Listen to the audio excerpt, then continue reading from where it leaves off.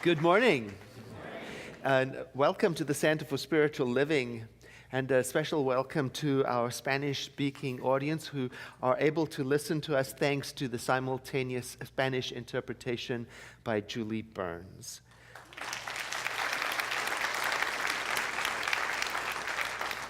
The Center for Spiritual Living is a spiritual community that is organized around certain ideas, and these ideas are known as the science of mind. And they're expressed in a statement titled, What We Believe. And you can find this statement on our website at www.cslsr.org. One of the ideas in this statement of what we believe is this one. We've been saying it all month. We believe in the eternal goodness of life. It's a challenging idea for today's world. With so much violence going on around, it begs the question, how can that be good? Well, the statement doesn't say we believe violence and murder are good. It doesn't say tragedy and conflict are good. It says life is good, and life is written with an uppercase L. You know, here at the Center for Spiritual Living, we use the uppercase letters whenever we want to remind ourselves that we're talking about a bigger picture. Not only the details of my personal life and what's going on in my life, but the eternal stretch of life from the beginning through now until the forever, wherever that is, that life. And there's this idea that there is an everlasting integrity about that life that remains in place all the time, no matter what, from age to age. So although cultures and civilizations rise and fall, life remains the same and goes on and on. Relationships may start and end, but life continues on and on. Governments may come and go, but life stays as it is, unaffected by all of the change that happens simultaneously. Now, those people who believe this are sometimes accused of seeing life through rose-colored glasses, because they tend to believe in and trust in the eternal goodness of life and its continuity. And the more they do turn to it and believe in it and contemplate it, the less fear they tend to have for the changing circumstances of life with a small l. The phrase itself, looking at life through rose-colored glasses, it means in particular having an optimistic perception of something, having a positive opinion. It means seeing something in a positive way, and it is also sometimes associated with thinking of something as being better than it actually is. A little rosier than it really is. Overemphasizing the cheerful and the positive, when in fact things might be really actually quite bad. Now this month we've been thinking about that. We've been studying it. We've been asking the question, when does affirmative thinking or a positive attitude cross the line and become make-believe? So let's look at it using these points and break it down. We'll take the example. If I break my leg, being optimistic about it, for example, could mean that I go to the emergency room because I expect to be treated well and taken care of there. And then what does seeing this broken leg in a positive way mean? Well, look, a broken leg is a broken leg. And being positive about it may mean I notice that the rest of my body is intact. And I notice all the help that is around me. And I still go to the emergency room Now, thinking about the broken leg situation as being better than it actually is, this is when I don't go to the emergency room. Because I'm telling myself, there's a silver lining here. This is all good. It's all good. Something good's going to happen. Everything's okay. It'll work out. And I close my eyes to what is actually going on, and I don't take any action. You see, I think there is a danger in not knowing the difference between an emergency and a positive point of view. I can believe in the eternal goodness of life while I'm taking care of business at the same time. Look, if my child goes running towards a busy street, I don't say, it's fine. There is an eternal goodness to life. No. I grab her gently, and without scaring her, I bring her back to safety, and then we discuss remaining on the sidewalk. I can see the value of having a good attitude about life. I can. Especially when I'm in the emergency room. It helps. I can see the value of looking for the good in a situation and praising it. But that's still not going to stop me from doing everything I need to attend to the broken leg or whatever it is that needs attending to. And there are a lot of things in this world today that need attending to. A good, optimistic, affirmative attitude can be very helpful sometimes. I learned that from my grandmother. She taught me that. She taught me that when it comes to life and attitude, you get more with honey than you do with vinegar. It made such an impact on me as a young person. I think it really got in me, and I think it shaped me because ever since then, I've always tried to be sweeter than sour.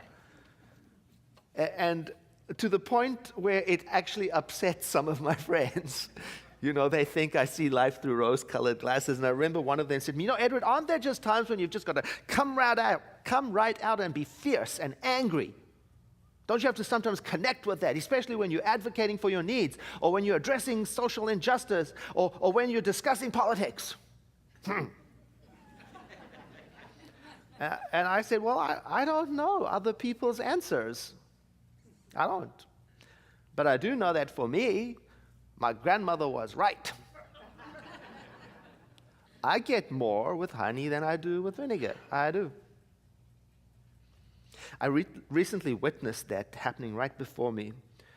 Just because I introduced some plain, simple, ordinary kindness into a situation that was fraught with tension.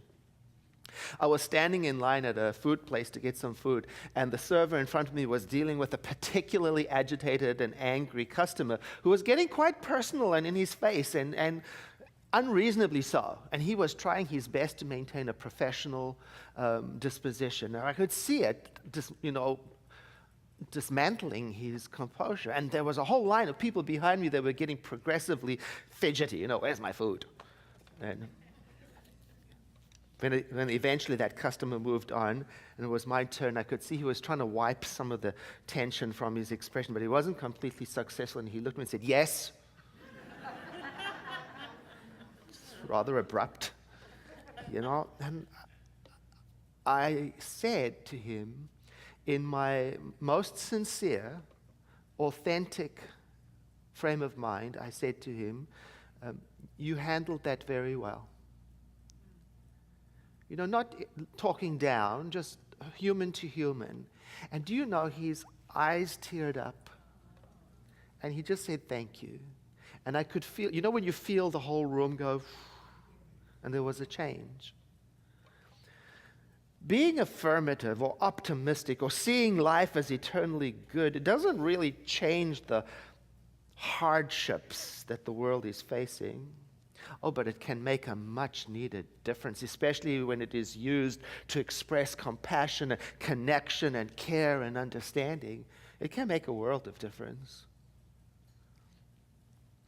I just returned from Mexico, where I attended the bilingual conference for Centers for Spiritual Living in Chapala. And I had such a moving experience there. I was one of the speakers at the conference, and Dr. Rebecca Pina, who is the founder of the Center for Spiritual Living in Mexico City, she asked if she could introduce me. And I thought, well, that's rather nice. We have a relationship. What I didn't know is what she was going to tell them.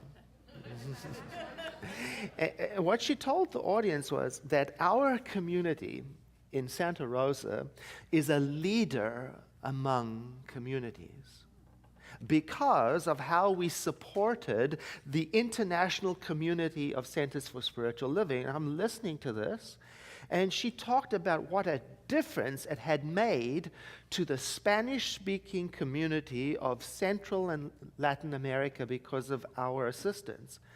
And I'm sitting there listening, and I figured out what she was referring to. Something we did in 2010. In 2010, we sat down and we made a list of every study group and center in the international territories, and we sent them a check, a modest check. Not a lot of money, a token, that just a message. You're handling things very well. We support what you're doing. We believe in you.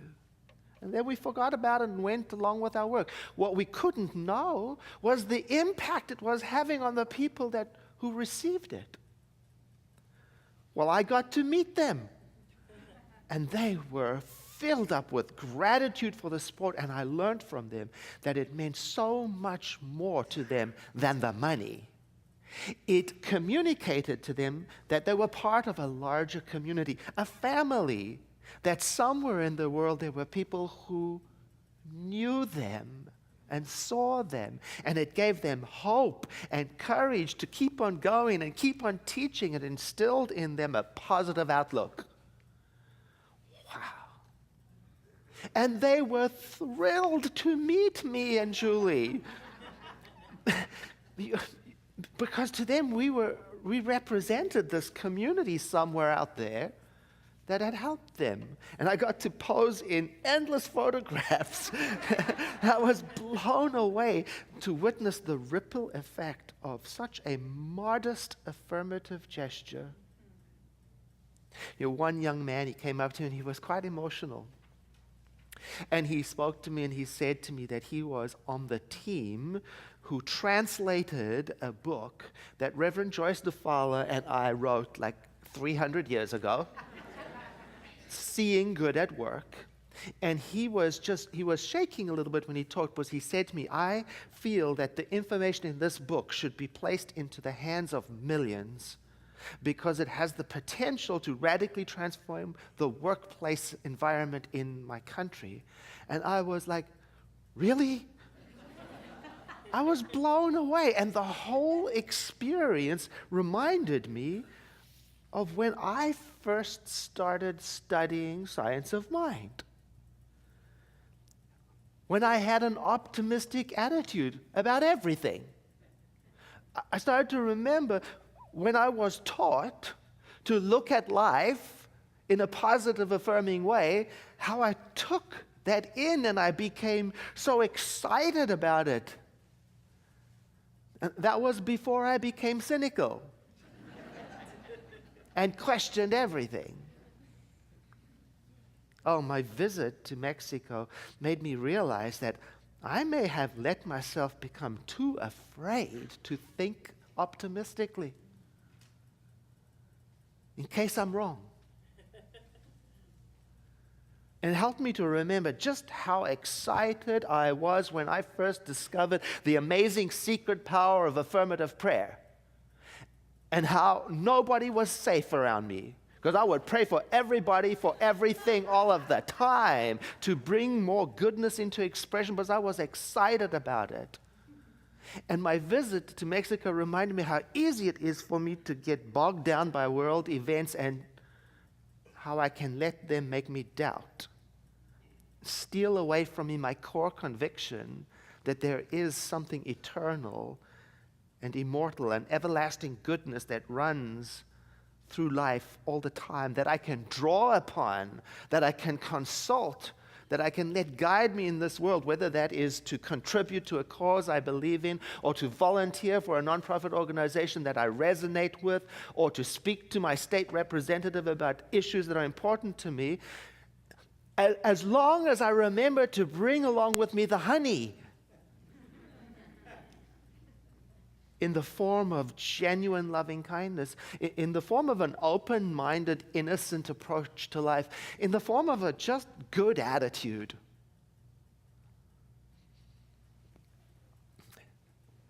In Mexico, we met Gustavo. He was one of the keynote speakers. Gustavo is an 84-year-old man. He is one of the most celebrated movie makers in his country.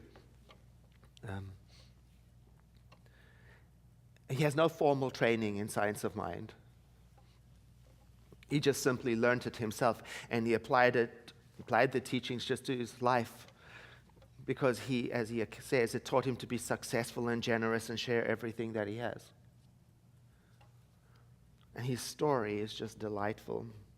He started telling the story of how, as a young child of 8 years old, one day his grandfather came to visit him in his small town in Colombia, and he brought with him the biggest denomination of money in his country, and he gave it to Gustavo as a gift, and the kid was blown away.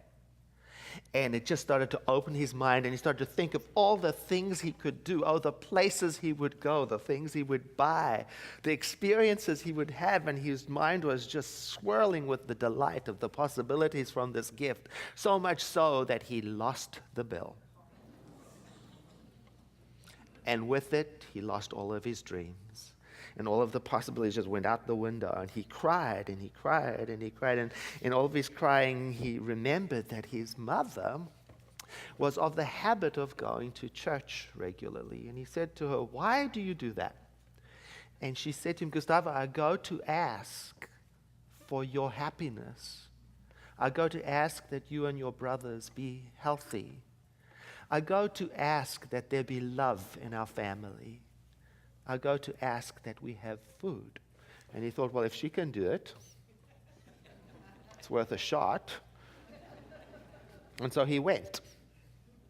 He went to church. He said, "I'm going to try." And he got into the church, and he said, "Well, I'm here. I'd like my money back." And he left. And don't you know, walking home, halfway between the church and home, he finds on the sidewalk in the mud the exact amount of money that he had lost. Now look, I don't know. Who knows what caused that money and that amount and that denomination to be there on the sidewalk at that time? The point is, as Gustavo told it, he teared up as he remembered the impact of this simple little incident that it had on his young mind. It set in motion in him a lifelong practice of being willing to ask for what he wanted and to expect it to come. That single moment in his life set him on a track of expecting life to be good. Now, you might say, he looks at life through rose-colored glasses, and he would be the first to admit it. And he explained, it's not without its pitfalls. You know, there's some hazards. Being willing to believe in good and to trust good, it makes a person vulnerable to mischief. And he told how his optimism and his expectation that everybody else was affirmative and truth-loving got him kidnapped by Nigerians. Now, I had heard about the famous Nigerian scams. I never actually met anybody who was taken by one. He was taken out of his country and held hostage in Nigeria for $2 million. Now, I don't have time to tell you the hilarious and improbable set of events that followed. But let me just say that throughout this terrifying experience, he remained on track. He did not let it take away his trust in life, in the goodness that life is. and its ability to create them. He stayed on task with it. Sometimes I do that. I let terrifying events steal my conviction and change my perspective and corrupt my belief. After the conference, I had the good fortune of riding to the airport, Guadalajara, with Gustavo in the car, and he's a talker.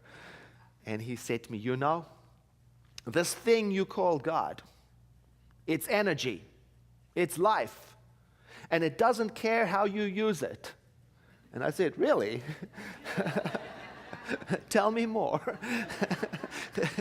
And he said, in my country of origin, there are people who kill for a living. They're assassins. And they are amongst the most religious people. And it's very common for them to go to church to ask for success in their killing. And then he said to me quite seriously, it was a chilling moment, he said, and they are successful. And he paused and he said, make no mistake. You can use your life for good or for evil. It works both ways. And each path has its own consequences. And he said to me, so that's why I make sure I use my life for good. I use my life to love people. I use my life to share what I have. And then after a moment, he completed it by saying quite quietly, if only more people knew about the power that flows through their minds, they would be more inclined to use it to bring good into this world. It stayed with me the whole way home. Just this simple expression of optimism and hope. It bore down into me. It just stayed with me, and I thought all the way home, if only I can remember what power flows through my mind. If only I can stay innocent and trusting. If only I could stand with the events of this changing world and not resort to fear. If only I could risk being an optimist again. If only I would turn to the love that is inside of me more frequently and ask it to remind me what is mine to do in this world. If only. So I invite you to breathe in with me and exhale and join me in a moment of meditation. I invite you to imagine with me a world in which you are fully aware of the creative power that flows through your mind.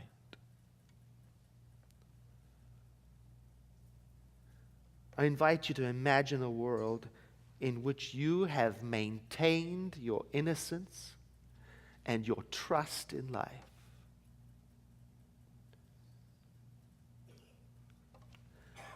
I invite you to imagine a world in which you've allowed yourself to feel safe enough to risk being optimistic.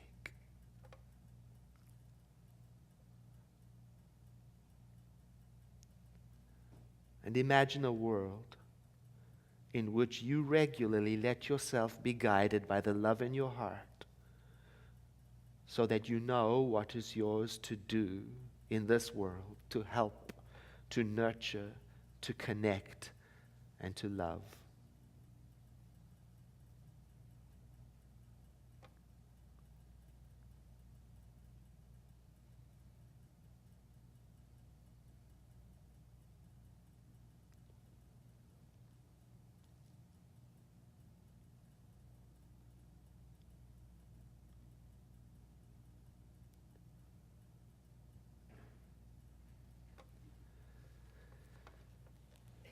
And let us bring this moment of contemplation to an end by saying together, and so it is. And I invite you to breathe in with me again and to sigh.